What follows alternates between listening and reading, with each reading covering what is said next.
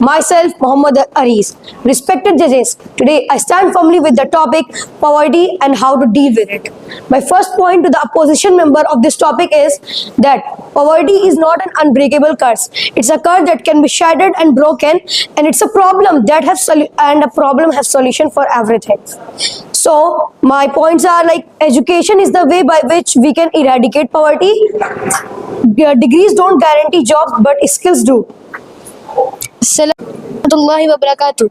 Myself, Hamdan Oban, and I am opponent to the topic. So, as Ari said, that we can broke the curse of poverty by the help of education. But still, the student the people those don't have the money. How they will bear the expenditure of the education? See, it isn't always about the money. It isn't always about having money that you can achieve education from only money.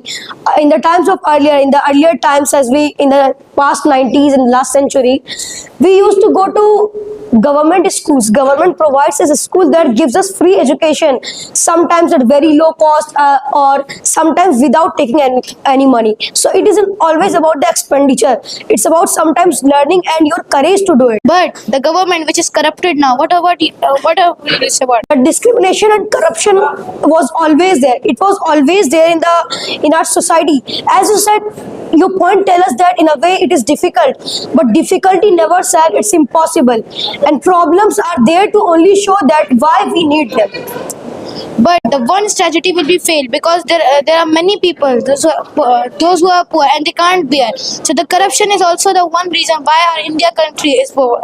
As I said, corruption and discrimination is a part of our life. It will keep going.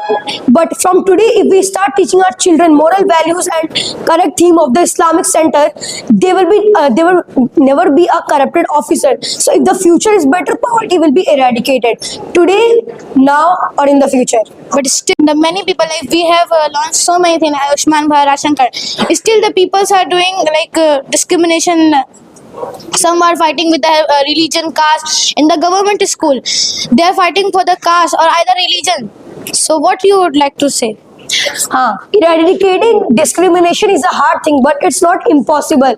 According to the Islamic Center, if we discriminate anybody, we are not from the Islam.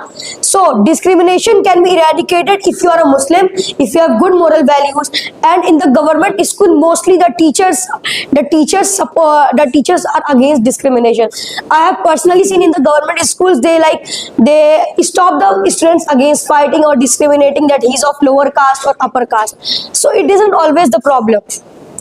Okay, that's correct if you are talking about the government school. But what you would like to say about unemployment in India?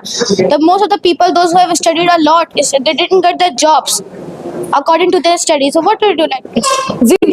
We debate to solve poverty, not to surrender to it. So my point to you is that, as I said before, skill is a thing that guarantees job, but not the degree which you get.